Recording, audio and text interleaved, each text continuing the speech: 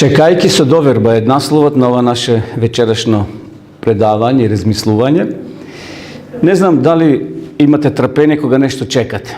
Дали сте чекали некојаш пред суд? Секој чекање не е исто. Например, ако чекате пред судска сала или пред полициска станица и да чекате, например, младоженец и млада да ги гледате на свадба сте. Таму е радост, така. Чекањата се различити по тежината. Ние вечерва ќе зборуваме за едно друго чекање на Христовото второ доаѓање.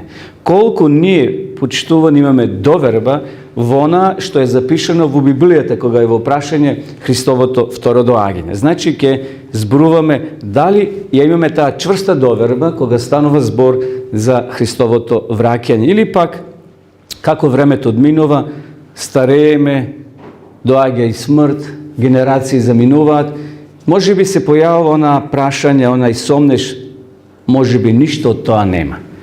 Дали понекогаш и нашата доверба спласнува?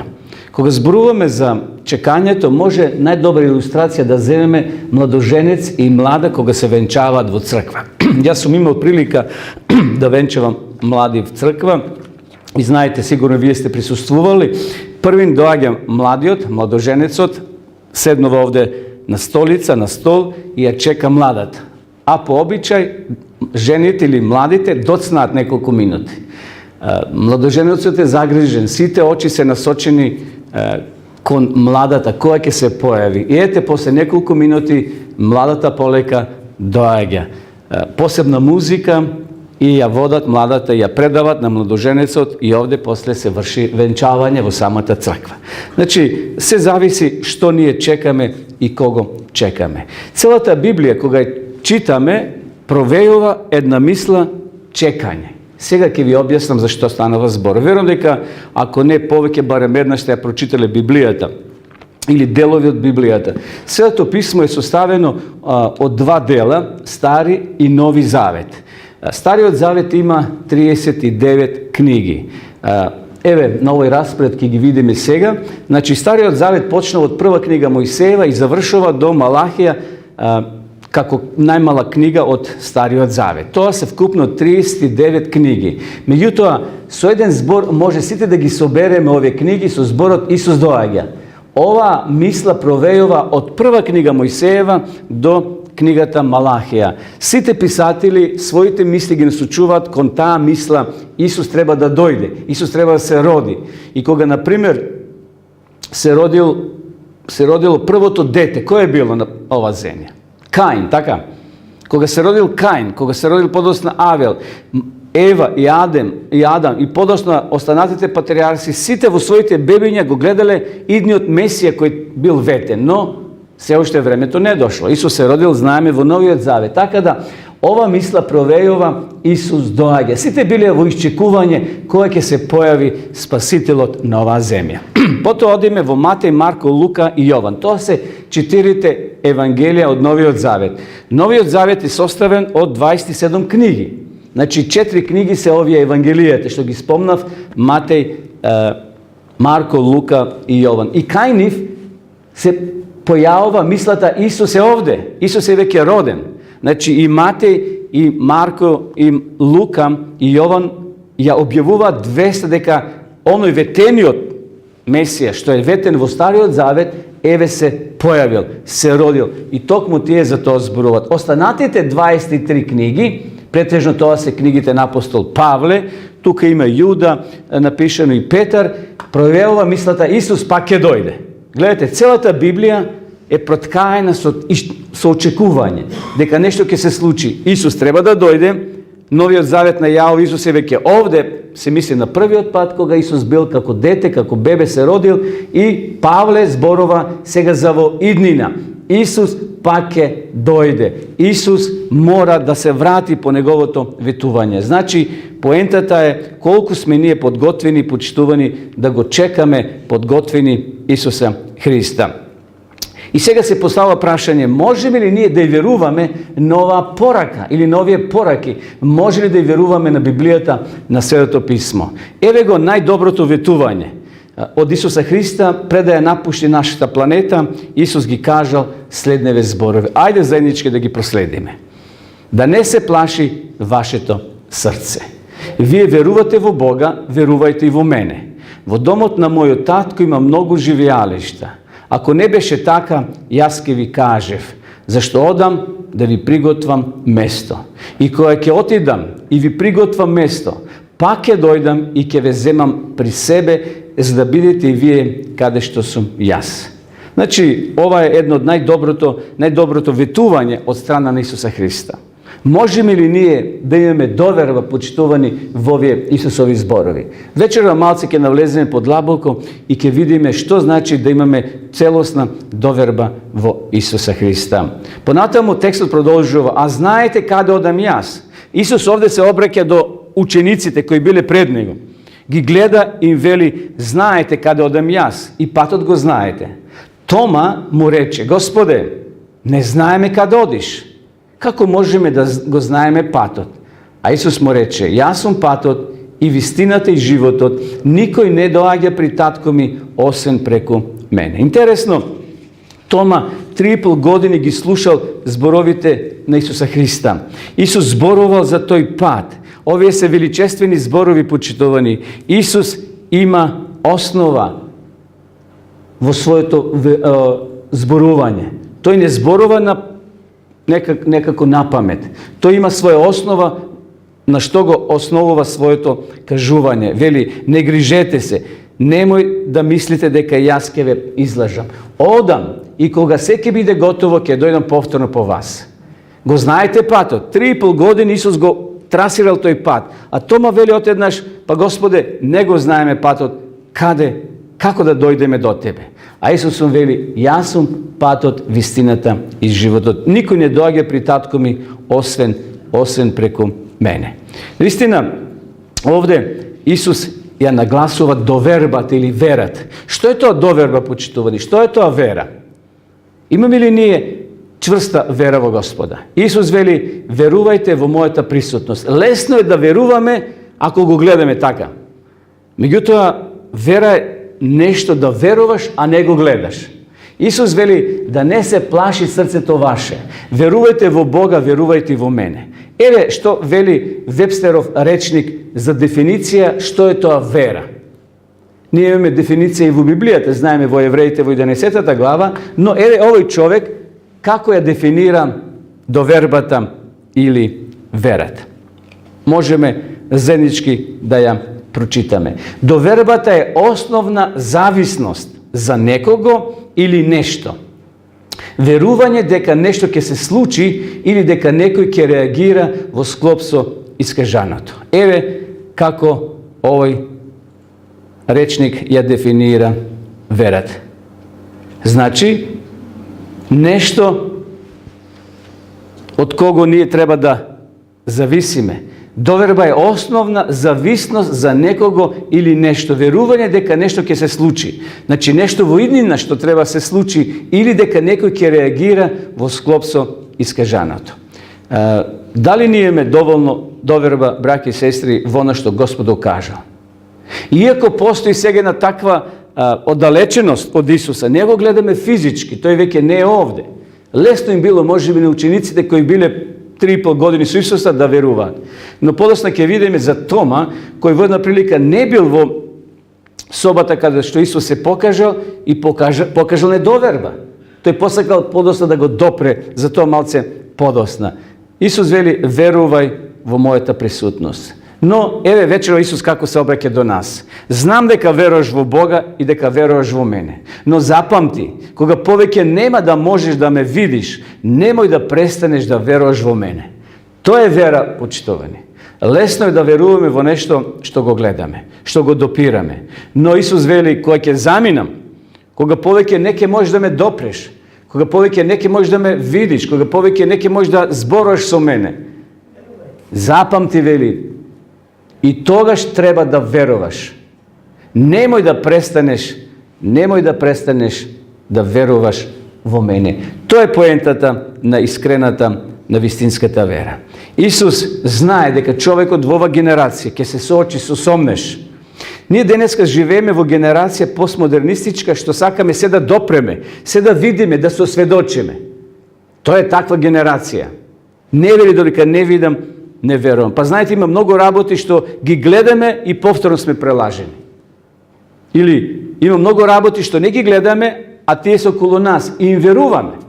Зашто таков е светот. Во природата има многу работи што не се гледат, а им веруваме дека постојат. Исус вечерва сака да ни каже, нашата вера да не спласнува, туку да расте постојано од ден во ден. Еве на сликава го имаме Алберт Ајнштајн. Исусовиот збор покажува дестинација. Во една прилика, овој професор Ајнштајн тргнал на пат со воз. Седнал во купе и ги разлистувал своите белешки, зашто држал предавање, требал да оде во некој град, читал и отеднеш кондукторот пошел да ги прегледува картите од купе во купе. И кога дошол во купето на господинот Ајнштајн, кондукторот толку се воодушевил што си рекол, во нашиот воз се вози доктор Алберт Ајнштајн. Навистина, каква привилегија за нашиот воз, за нашата компанија. Овој голем човек е избрал токму нашата компанија, нашиот воз да се вози. И ги барал картите. Кога дошол на ред до Ајнштајн, кондукторот рекол, не господине, јас ви верувам дека имате. Тој пошел да ја бара картата под джеповите. Немој да се вознемирувате, рекол кондукторот на Ајнштајн. Нам ни е чест што вие сте со нашиот воз и затоа ние ви веруваме дека вие сте чесен човек и дека имате купено карта. И продолжил во соседното купе да проверува на следните патници. Ајнштајн и понатаму пошел да ја бара картата. Не знал каде ја ставил. Кондукторот отишол до крајот на вагонот и повторно се вратил да оди на соседниот вагон. И го приметил во купето, гледа, го нема Ајнштајн на клупата, односно на седишето каде што седел. Се свртел на другата страна и го гледа Ајнштајн како е свиткан доле под седишето, ја бара картата. Влегува внатре и вели, господине Ајнштајн, немој да се секирате. Па вие сте голем човек. Јас знам дека вие имате карта. Меѓутоа, доктор Ајнштајн, еве што рекол. Господине кондуктер, јас знам кој сум, но ми треба картата, зашто не знам на која станица треба да слегнам од возо, затоа ја барам картата. Тој човек бил веќе во години. Картата ја изгубил. Меѓутоа, дали ја разбрате поентата? Исусовиот збор, почитувани, Библијата е нашата дестинација, нашиот пат, нашата цел ја покажува. И затоа ние како христијани не можеме да живееме без картата. Не можеме да живееме без Библијата. Затоа Исус вели, јас сум патот, вистината и животот. Ние може да бидеме христијани, теоретски. Може да се нарекуваме, да се прекрстиме и што ти ја знам, да отидеме еднаш или два пати во црква. Но тоа е само на полето на теоријата. Тоа не ни дава право да ние еден ден наследиме вечен живот. Затоа што сме површни христијани, затоа што не го следиме патот, не го следиме Исуса, а Исус е таа дестинација и цел во нашиот христијански живот. Затоа е многу важно дали ја имаме картата. Дали ја имаме картата. Дали е Исус во нашите раце. Ако Исус во нашите раце, ќе го знаеме и правецот и целта на нашиот живот. Уште нешто може да кажеме. А тоа е дека Исусовиот збор е еднакво добар како и неговото присуство. Значи Исус може да биде невидлив за нас, но како да е видлив. Значи, овде имаме една случка, еден пример во Новиот Завет. Еве, сега ќе го раскажам за што станува збор. Еден човек имал син. Синот му се разборел на смрт. Значи, синот на царевиот службеник се разбил во Капернаум. Ево овде имаме слика, ако може да приметите. Доаѓа човекот од Капернаум во Кана. Тоа е 2,5 часа јавање на коњ. Колку е тоа километри? Повеќе од 10, може 15 километри. 2,5 часа на коњ да јаваш, му требало на човекот од Капернаум, слушнал за Исуса кој лечи, кој подига мртви и дошел во Кана Галилејска. Побрзал да го побара Исуса. И интересно, го наоѓа. Му клекнува, овде гледате човекот клекнува и му вели, Исусе, Mu reče carevio čovjek, dojdi dodeka ne umrelo mojeto dete. Naistina, ova itna rabota. A Isus, kako da je laden, kako nezainteresiran, Isus mu veli, odi, sinu tvoj je zdrav. I poverova čovjekot na Isusovite zborovi i tragna. Ova slučka se slučila nekade vo popladnevite časovi. Znači, rekao me deka 2,5 časa je potrebno od Kapernaum da se stasa vo Kani. Mu trebalo svega na čovjekot ušte 2,5 časa da se vrati nazad. A to je ostanal vo Kana da prespije. Celo togaš nemalo mobilni, nemalo telefone da kontaktira ženata, kako je sinot, ozdravili. Znači, bil vo neizvesnost, no imal čvrsta doverba, ovdje veli, i poverova čovjekot na Isusovite zborovi. Interesno, Isus mu veli, gospodine, nema potreba da dođem jas. To je dol pad, 2,5 časa so konj javanja, a može bi peški i poveke, može 3 časa. I zato, gospodine, odi, tvoj sin je zdrav. Tvoj sinke žive. Ovaj čovjek mu poveroval počituvanje na Isusa Hrista. Rekao me, 2,5 časa bilo potrebno od Kapernaum do Kana. Tatko to se povtorno kačil na konjot i namjesto da se vrati nazad, to je ostanova vo Kana da prespiva. Međutim, koga utredenta došao doma i koga gi prašal vo koji čas, koga ozdravilo deteto, a ti mu rekle vo 7 časot popladne. Interesno, 7 časa vo biblijsko vreme je 1 čas posle pladne. To je bilo nekada vo 1 čas. Zašto v Isusovo vreme denot se smetal koga bil den.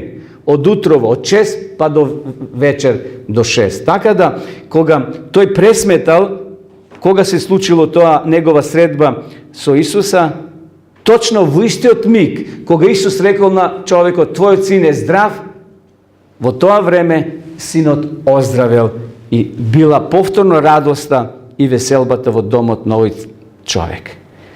Ovdje gledame deka ovaj čovjek pokažal vera. Nije večera počituvani zborovime za doverbata, čekajki so doverba, no mora da je spomeneme i verata. Koliko je naša ta čvrsta vera vo Isusovite vetuvanje, vo ono što Isus go kažal, deka to je povtorno ke se vrati. A to gi praša za časot vo kojemu stanalo polesno. Ti mu odgovorija, včera vo 7 čas go ostavi treskata. Toga štatko to razbra, deka to se slučilo vo časot koga Isus mu reče. Isus ne laže. Ako Isus ti kaže, deteto ti je zdravo, verovaj. Vo isti odmik deteto ozdravilo. Znači, koga gi prašal domašnite, koga se slučilo olesnuvanje od bolkata, ti mu rekle vo 7 časot. Navistina koliko je Bog, braki i sestri, veren na svojite zborovi. No, ovdje ima problem kaj nas. Nekaj Boga. Našta vera zna ponekoš da se trese, bi rekao. Nije ponekoš ličime na tome. Postoji malečko tome vo nas. Koga vela malečko tome, mislim na onoj tome što ne veroval. Na toma koji pokažal nedoverba, celostna nedoverba u Isusa Hrista. I dodeka ne gi vidam ranite od klincite na njegovite rani i nego stavamo od przvo ranite od klincite i ne stavamo ta rakava njegovite rebra, nema da, što veli ovdje? Verovam. Zarem Toma je možno to da go kažem. Toma koji bil prgav, brz, 3,5 godini se držao s Isusa. Gledao stotici, desetice raznih čuda što gi Isus pravil. I сега, koga Toma ne se našol vona prilika prva, koga Isus se pojavil vo sobata kaj učenicite, Toma ne bil prisuten. I vo Jovan 20. glava, ovdje pišova, vo prethodните stihovi od 25. Učenicite mu rekle, Toma, Isus ni se javi, nije go vidovme. A Toma zaprepasten. Toma iznenada veli, ne možem da verujem. Dodeka moj prst ne gi dopre ranite, jas nemam da verovam. Toma imao problem su svoj prst naverat. Toma veroval, bil iskren čovjek. Go sakal Isusa. No ete ovdje pokažal nedoverba, njegovi od prst, veli dodeka nego dopre. Moj mozak dobro funkcionira, Toma saka da kaže. Ja se nadevam na Isusa Hrista i moja ta vera dobro funkcionira, no imam jedan problem. Ovoj prst ne može da verova deka Isus vopšto voskresnal. И навистина Исус му дава прилика. Исус му дава привилегија. Еве ова фотографија. Гледате сега. И претходната ја гледавме. Овде Тома го допира, но ова следнава уште појасно. Гледате сега. Исус му возможува привилегија и прилика. Тома да ја допре раната Исусова. А по 8 дни Тома живел 8 дена во агонија духовна. Неговата вера треперела како свеќа на промаја, само што не угаснала. 8 дена Тома се борел со својот прст на недоверба. Во срцето му вели воскресна, а прстот вели не, додека не допреш. 8 дена Исус ја испитувал верата на Тома. И неговите ученици пак беа внатре и Тома со нив. Додека вратата беше затворена. Исус дојде, застана на средината и им рече мир вам, шалом. Потоа му рече на Тома. Гледате, Исус ги знае нашите проблеми. Исус знае со каква доверба или недоверба ние се среќаваме. Исус не му рекол на Јована, на Петар или на Јаков или на некој друг ученик, директно му патува зборови на Тома и вели Тома, испружи го твојот прст. Тоа прстче што може да ти прави проблем за твоето спасение. Имаме ли ние свој прст на недоверба, браќи и сестри? Дали ние имаме свој прст кој се уште поставува прашалници пред Бога? Зошто болести се случија во семејството? Зошто ми се случи ова? Зошто ми се случи она? И може да редиме цела листа на прстови на недоверба. Тома имал прст на недоверба. Исус му вели, дај го тој твој прст. Дај јас да го допрам. Па ти ме допри после мене. Испружи го сега твојот прст вамо. Не вели раката испружи ја, туку прстот испружи го. И види ги моите раце, испружи ја сега твојата рака и стави ја во моите ребра и не биди неверен, туку верен. Тој неверен прст треба да ме допре, Исус вели. Само приближи го прстот Тома и доприја мојата рана. И Тома доаѓа. Може би малку посрамен. Но Исус го зима тој неверен прст на Тома и го става на своите ребра. Имаме ли ние своји прстови почитувани како што имал и Тома неверен прст? И сега Исус му вели, Тома, нека твојот прст почнува да верува. А Тома толку застрамен, Тома клекнува. Тома клекнува пред Исуса и вели, Господ Бог и Бог мој. Го признава Исуса за Бог и сега поверува. Исус му вели, благо на оние кои не гледат, а веруваат. Исус понатаму вели, верувајте во моите постапки. Во домот на мојот татко има многу живеалишта. Ако не беше така, јас ќе ви кажев, зашто одам да ви приготвам место. Наистина, Исус користи овде слика на современа пракса, како би ги илустрирал своите постапки, слика на патување и слика на венчавање. Библијата е полна со слики, за да се даде посебна порака. И затоа Исус овде спомнува дом, подоцна ќе споменеме рај, куќа и сите тие слики што се во Библијата, за да добиеме појасна порака. Исус вели, во домот на мојот татко има многу живеалишта. Интересно е, почитувани, кога зборуваме за сликата на патување и венчавање. Во старо време имало интересен обичај на патување. Например, кога некој требало да патува некаде, тој испраќа пратеници пред него да му приготва пат. Значи, ако требало да патува во соседен град или село, тој ќе прати слуги да му приготват место, кај што ќе одседне, дали хотел, дали некоја соба, храна каде што има да се купи и тој да дојде, што би се рекло, на готово. Од каде тоа го знаеме? Па го знаеме кога Исус требал да влезе во Ерусалим, што е направил со учениците? Им рекол, одете, приготвите, така? Да купат таму се што било потребно, за да имат вечера. Се мисли на света вечера. Значи, тоа е слика што Исус ја користи и во последната вечер, кога двајца ученици отишле напред и приготвиле пат за Исуса. И едноставно, ова слика е и за небото. Исус оди да ни приготви дом. И што вели, кога ќе биде се готово, тогаш јас ќе дојдам да бидете и вие каде што сум јас. Значи, праќал пратеници да најдат сместување и да подготват се. Многу пати учениците оделе пред Христа да приготват се пред тој да стигне. Ние имаме истата должност денеска, почитување. Исус сака ние да го приготвиме патот за неговото враќање овде, а тој ќе го приготви патот, домот горе на небото за нас. И зато ние сме слуги, зато одеме да проповедаме, да што повеќе луѓе бидат информирани и подготвени да го дочекат Исуса Христа. Еве ги тие термини што се користат во Библијата или во Светото писмо. Зборот држава укажува на пространството на небото. Како денеска што има држава на ова земја со граници ограничено како нашата земја или како други земји, значи тоа значи пространство на небото. Понатаму град укажува на бројот на жителите. Град е место каде што живеат луѓе, секако. Тоа е место каде што луѓето се чувствуваат безбедно.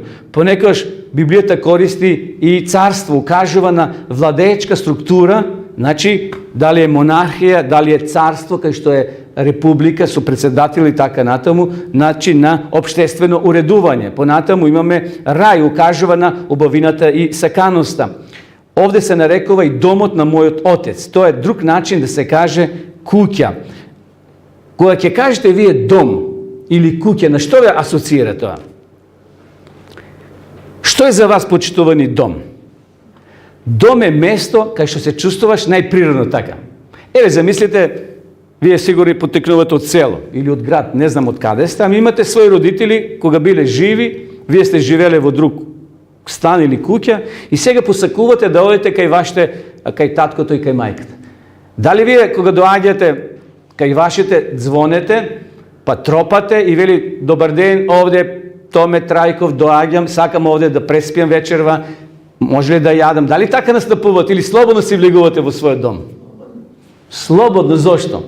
Па затоа што тоа е ваша куќа, тука е вашиот дом, тоа се ваши родители. Домот е место каде што можеш да бидеш што си. Домот е место каде што можеш да симнеш машната и да ги собиш чевлите. Домот е место каде што може да го кажеш своето мислење. Домот е место каде што си прифатен и сакан. И затоа, почитувани, ние се приготвуваме за еден таков дом. Во домот се чувствуваш најпријатно. Тука живееш, тука си жител. И затоа твоите родители се татко и мајка, не треба ти да се представуваш дали можам да јадам вечерва. Па тоа е, тие се дел од твоето семејство, односно ти си дел од тоа семејство. И затоа домот е место каде што се најприродно чувствуваме и најдобро се чувствуваме. И затоа, дали ние, почитувани, се подготвуваме за тај дом на небото, кај што ќе се чувствуваме најприродно, најприфатени. Исус сака да бидеш и ти дел од тој дом. Не си само гостин во тој дом.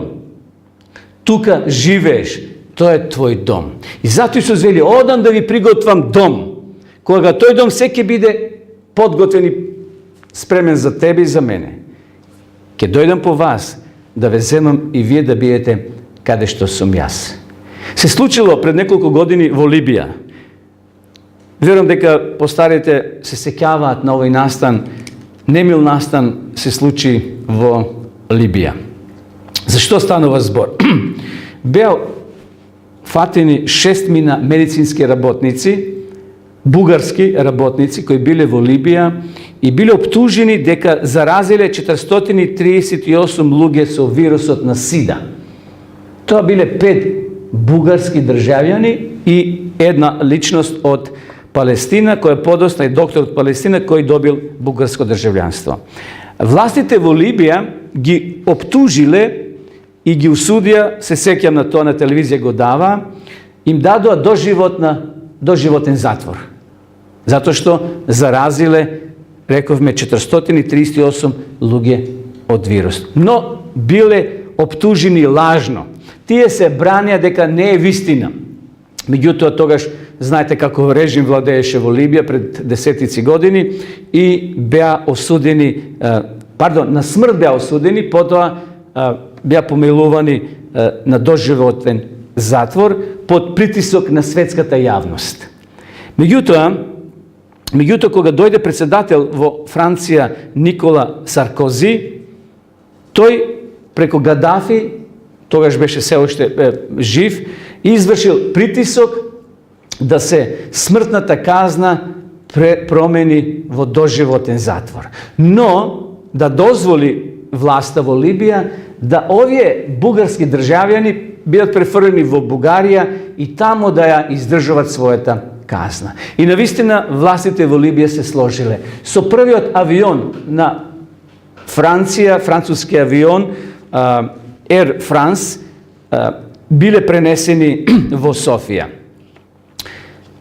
Овој авион се спуштил во Софија на аеродромот, биле пречекани од полицајците, врзани секако, и да ги пренесат во еден од софиските затвори, каде што ќе издржуваат својата доживотен затвор. Меѓутоа, во меѓувреме, председателот на Бугарија донел одлука да ги помилува сите овие 6 членови кои требало да издржуваат тој доживотен затвор. Наместо да отидат во затвор, сега ги чекало изненадување.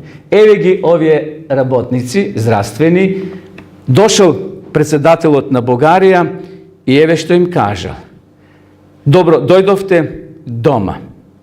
Им пружил рака и рекол, доверена ми е мог, јас ви укажувам милост. Слободни сте и одете си дома. Уживајте во миговите со вашите најмили и драги. Замислете ги овие луѓе, почитувани. Од смртна пресуда, од доживотен затвор, сега се слободни луѓе, да се вратат во својот дом. Зборот дом, што значи? Кај што ќе се чувствуваш природно, пријатно, опуштено, кај што не ќе внимаваш што ќе кажеш, во смисол дали ќе погрешиш граматички или не. Тука си кај своите. И овие здравствени работници се вратиле радосни, срекни во својот дом. Замислете ги овие луѓе.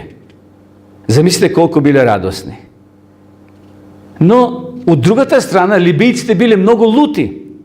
Тие протестирале. Не, тоа е невозможно. Ние тоа не го баравме. Сакаме да бидат казнити овие здравствени работници. А сега заминаат дома и се слободни. Но, почитувани, дозволете да нагласам една мисла. А тоа е, кога Исус ќе се врати, тебе и мене ќе не ослободи од вечната смрт. Тебе и мене ќе не ослободи од ова робство сатанско на оваа земја.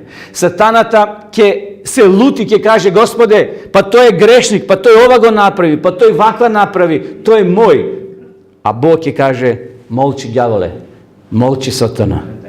Исус, крвта негова, ја пролие и за тоа дете, и за тоа чедо, и за овој чедо. Да, тие се грешници, но тие се спасени преку крвта на Исуса Христа. И сега јас ќе ги земам конечно дома да бидат слободни. Зошто денеска сме сите ние затвореници, почитувани. Денеска сите сме ние затвореници на гревот.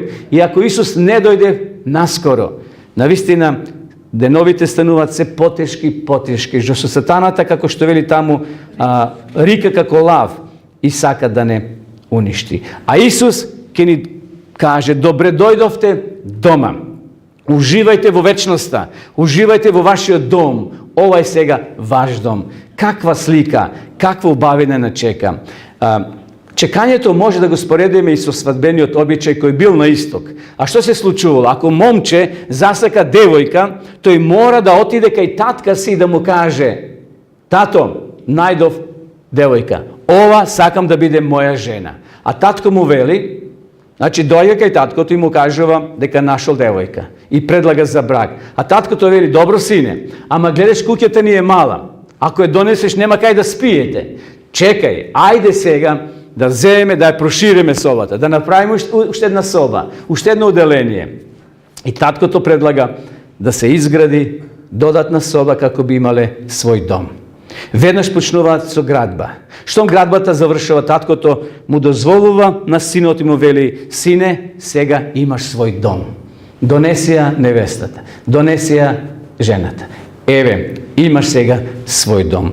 Домот е место кај што се чувствуваме најприродно. Домот е место почитувани кај што сакаме да бидеме. И затоа Исус сака да не врати во нашиот дом. Во тој дом кај што биле нашите прародители, Адам и Ева, кај што живееле во рај. Но тој рај бил миниатурен, тамо на исток. Бог ќе го прошири рајот на целата ова планета. Овде ќе се живе вечно, секако после 1000 години поминати горе на небото. Верувај на неговите ветувања. Исус вели, каде што јас одам, знаете, и патот го знаете. Тома не бил сигурен во овој пат. И таа дестинација како да му била матна, и затоа неговиот прст покажал недоверба. И затоа тој морал да го допре Исуса, за да поверува целосно, зашто имал проблем со верата. Дали ние го знаеме тој пат, почитувани? Тома повторно постава прашање, Господе, не знаеме каде одиш. И како може да го знаеме тој пат? Како Тома не го знаел тој пат, се чудиме. Но Исус му вели дека тој е тука да му уште еднаш објасни. Господе, не знаеме каде одиш и како можеме да го знаеме патот. Многумина почитувани го бараат патот, иако е факт дека патот е пред нив. Исус вели, јас сум патот, вистината и животот. Никој нема да дојде кај Отецот освен преку мене. Нажалост и денеска има луѓе кои го барат Исуса на погрешна патека. Или на споредни патишта, мислејќи дека преку тие пократки патишта ќе стасат до целта. Но често пати луѓето ги остават и своите животи тамо, на тие пократки патеки. Мислејќи дека тука е посигурно. Исус е патот. И затоа порака вечера од Исуса за сите нас, да го следиме тој пат кој е трасиран од Исуса, кој е забележан со црвена боја. Зашто Исус го дал својот живот. Исус го постил тој пат и тој вели, јас сум патот, вистината и животот. Кај таткото се доаѓа, почитувани, само преку Исуса Христа. Би сакал да ви раскажам еден настан што се случил во Виетнам, за време на Виетнамската војна. Знаете, американците и виетнамците со години се бореа едни против други, стотици, илјадници и од едната и од другата страна завршиле со својот живот, односно биле убиени или се вратиле унаказени, ранети до животно, што би се рекло.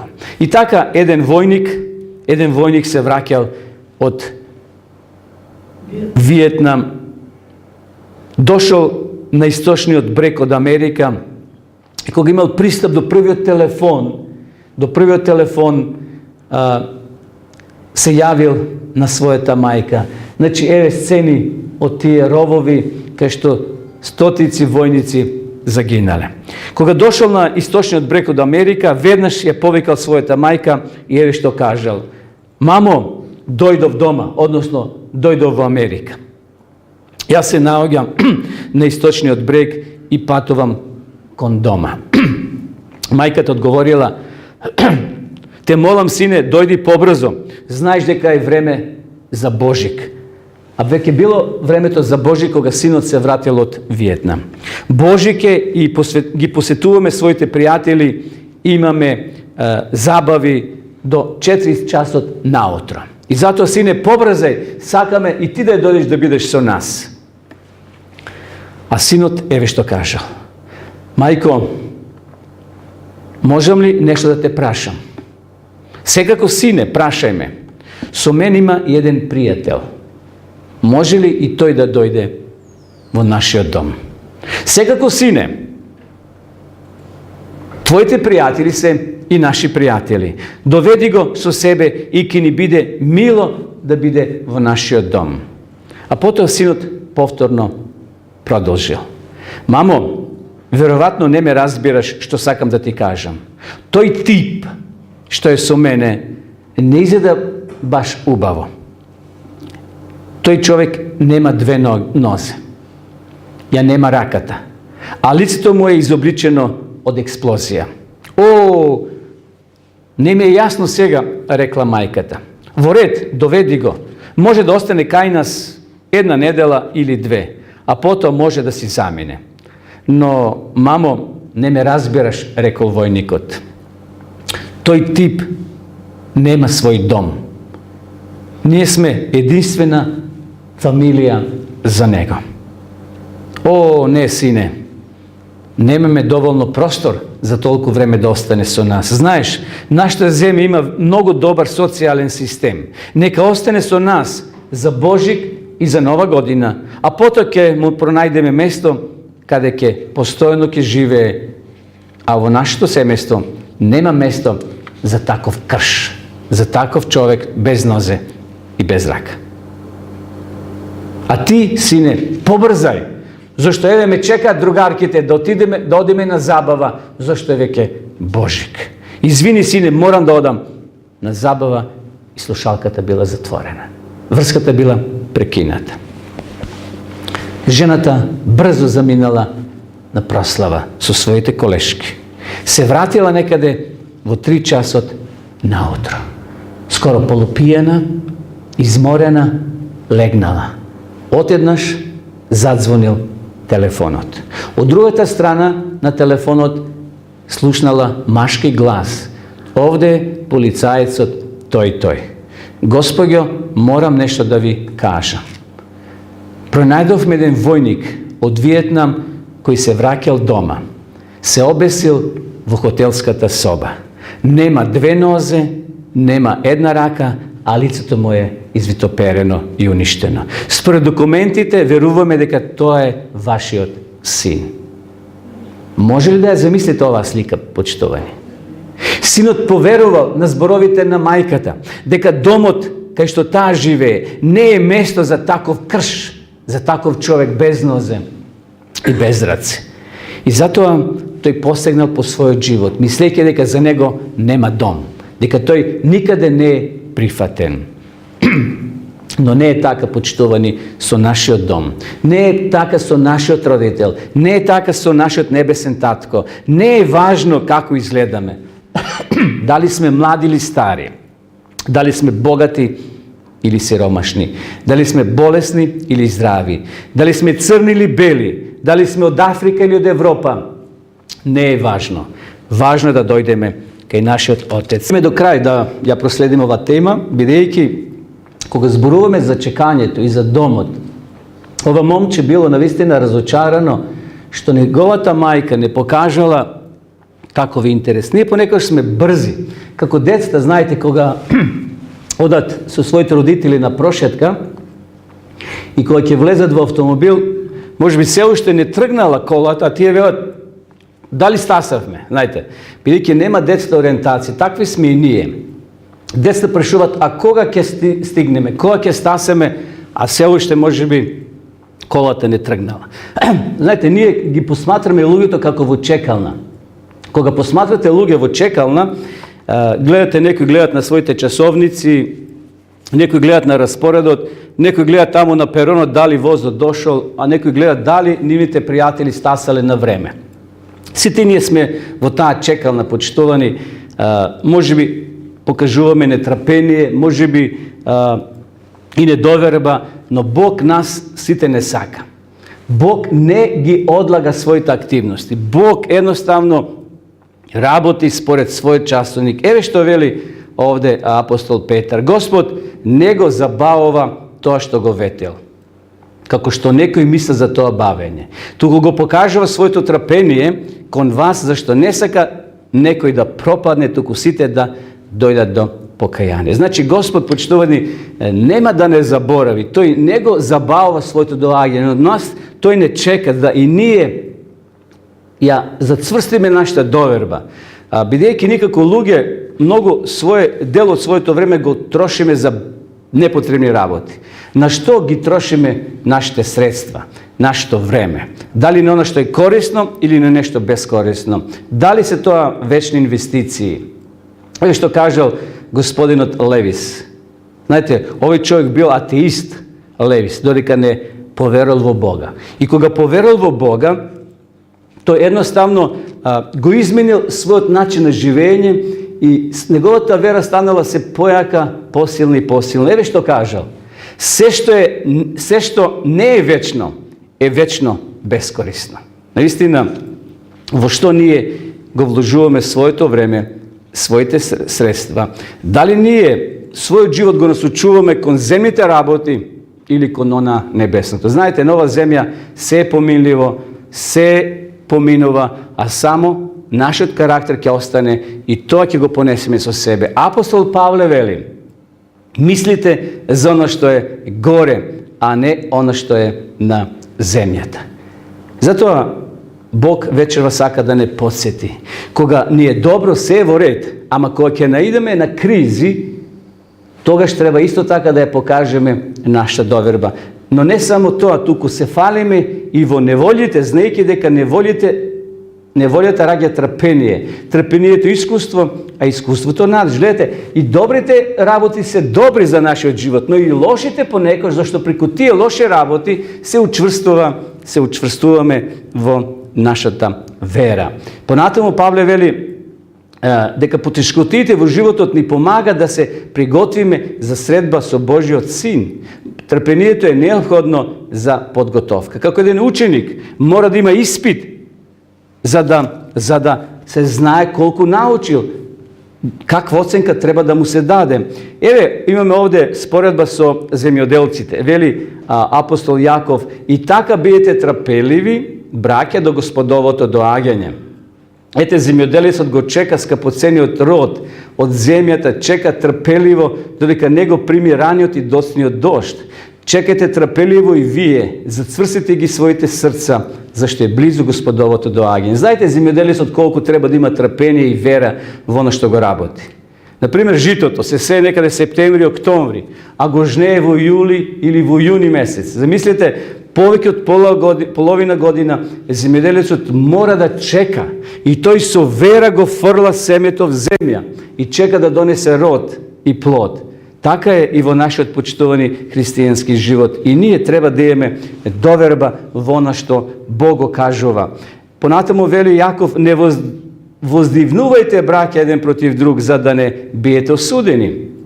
Ете, судијата стои пред вратата за пример на злострадната и на долготрпението. Земите ги, браќа, пророците кои зборуваа во Господово име. Ете, блажени ги наречуваме оние кои претрпеа.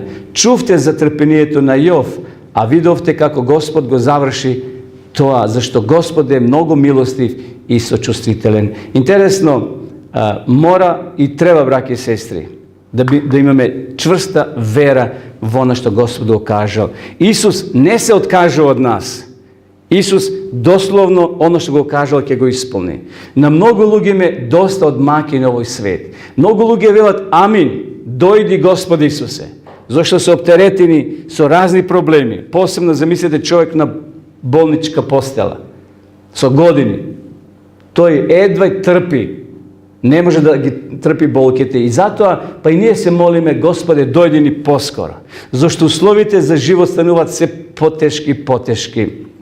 Наистина, овде имаме, значи, земјоделецот работи, чека и чека со вера. Мораме, браќи и сестри, и ние во нашиот христијански живот да покажеме навистина чврста доверба во зборовите Господови. Се случило во Америка, еден човек отишол на риболов, на голема река, малце да се одмори и пецал риби.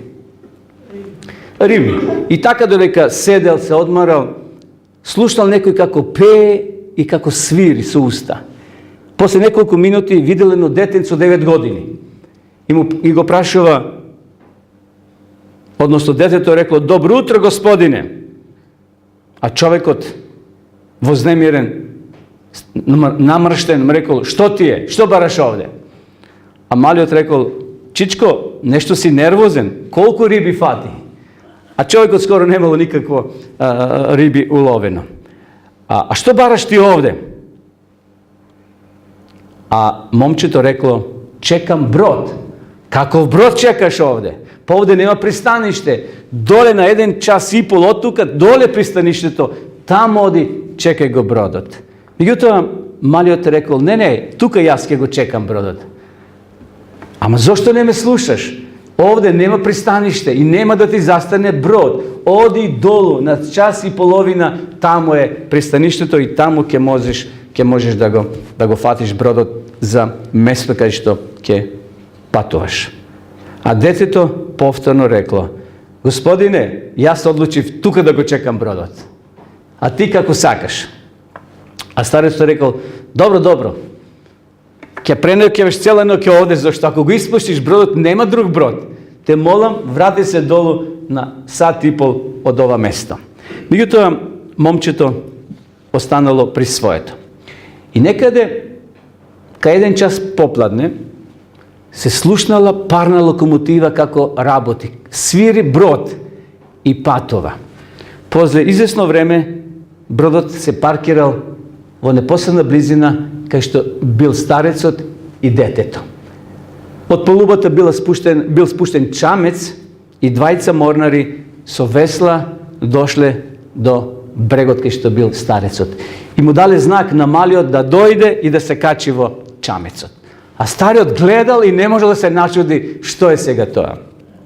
Гледал како чамецот се оддалечува и полека чамецот дошол овде до бродот, а момчето се качил на палубата, ги кренело рацете и се свртело таму према старецот и еве што му кажа. Одеднаш, се свртува момчето и му вели: "О, старче, заборавив нешто да ти кажам. Капетанот на овој брод е мојот татко. Ти реков дека ќе застане. Ти реков дека тој ќе застане. Ти посакувам пријатен ден", и му мамнал со раката. Браќи и сестри, и нашиот капетан е нашиот небесен татко. Тој ќе дојде наскоро да те земи и тебе и мене. Има доволно чамци кај нашиот татко небесен да не поведе сите во вечниот дом. Таму кај што ќе бидеме за секојаш. Но битно е ние да чекаме, да имаме доверба како ова дете го чекало бродот, знаел дека татко му е капетан во тој брод и тој со доверба го дочекал. И затоа нека Господ ни помогне. Мартин Лутер еве што кажал: "Сите ние сакаме радост тој ден. Ако некој се уште не е подготвен и не копне за тие денови, тогаш тој не ја разбира молитвата Татко наш и не може да ја изговори од срце." Како гласи молитвата Татко наш? Ја знаеме сите, така? Нека биде волјата твоја, не наша. Сите ние сакаме радост тој ден, но ако некој вели се уште не е подготвен и не копне за тие денови, тогаш тој не ја разбира молитвата Татко наш и не може да ја изговори од срце. Исус, почитувани, наскоро ќе дојде. Исус будно наблюдува се што се случува на оваа планета. Ја не знам кога ќе дојде, но според овој прирачник, според ова книга, според Библијата, времето е кратко. Животот е наш несигурен. Сега сме, утре не сме. Никој од нас нема гаранција за утрешниот ден или за следната година во ова време дека ќе бидеме повторно сите заедно овде. Секој ден е дар од Бога. И затоа Исус ќе се појави наскоро на облаците со мноштво ангели, како цар на царевите, но наше е да чекаме со што? Со доверба. Да чекаме со доверба, зашто нашиот татко, нашиот капетан е небесниот Бог. Тој ќе дојде и да не собере сите нас да бидеме постојно со него. Нека му е слава за ова вистина. Амин.